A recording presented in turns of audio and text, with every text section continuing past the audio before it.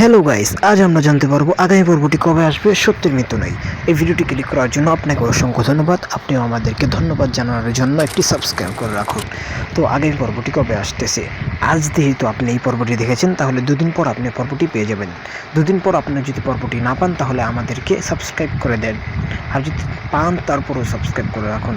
আমাদের চ্যানেলটি যদি আপনি সাবস্ক্রাইব করে রাখুন, তাহলে সবসময় আপনার একটা সুবিধা হবে যে আগামী পর্বটি কবে আসছে। সত্যের মৃত্যু নেই, এই পর্বটি আমরা সবসময় আপনাদেরকে বলে দেবো।